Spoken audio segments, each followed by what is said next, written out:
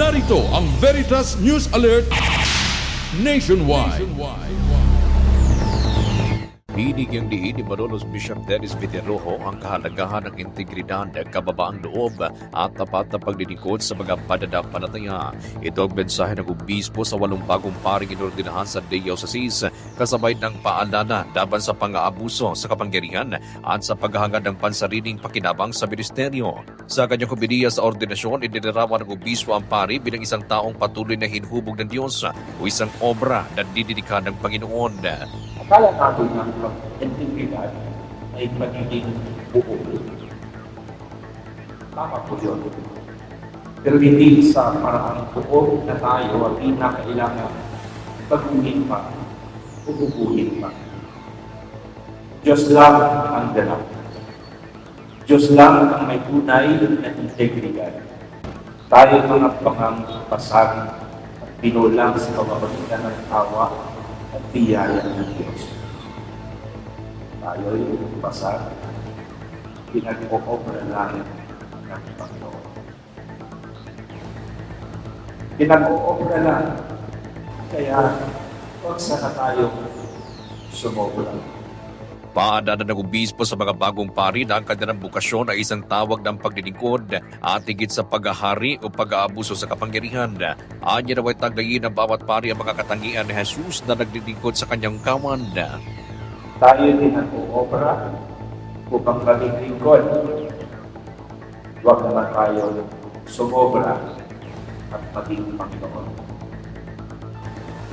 Tayo pinag-oobra na upang maging pastol.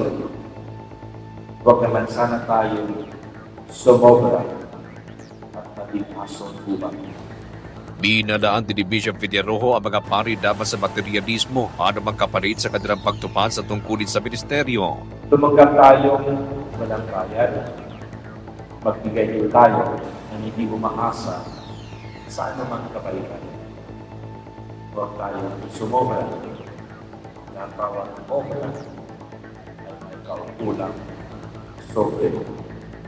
Ayon sa obispo, ang integridad ng isang pari ay hindi dapat nasusukat sa kanyang mga sinasabi, kundi higit sa kanyang pamumuhay at sa pakikitungo sa mga taong ipinagkatiwala sa kanya ng simbahan.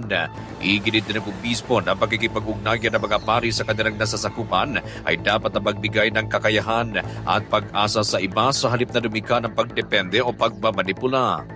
That the relations be empowering, nagbibigay ng kapangyarihan, nagbibigay ng kakayahan, not creating dependencies that lead to manipulation. Kasabay nito, nagpapala rin ng obispo dapat sa paggamit ng impluensya at katungkulan para sa pansariling kapangyarihan. Huwag natin gamitin ang kakayahan ito upang magtikom ng kapangyarihan o maging instrumento ng katiwalaan.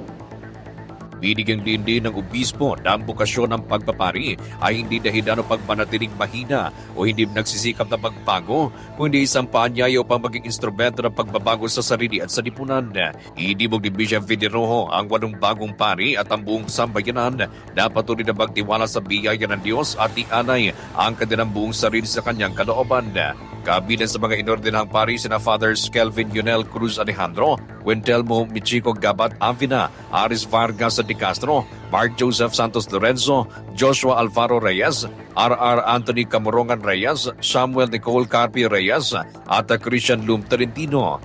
Inanap ang ordinasyon sa Immaculate Conception Cathedral Parish at Minor Basilica o Malolos Cathedral sa Malolos City, Bulacan. Dumalo sa pagtitipon sina Bishop Bartolome Santos Jr. ng Diocese of Iba at Caloocan Bishop Emeritus Diogracias Indieguez Jr. Mga pari ng Diocese, ang mga pamilya ng mga inordinahan at ang buong sambayanan ng Diocese of Malolos.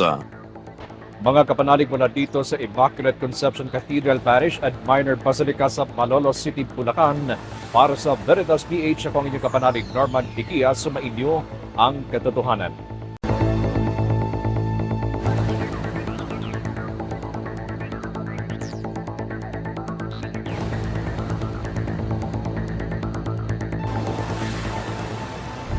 Narito ang Veritas News Alert Nationwide.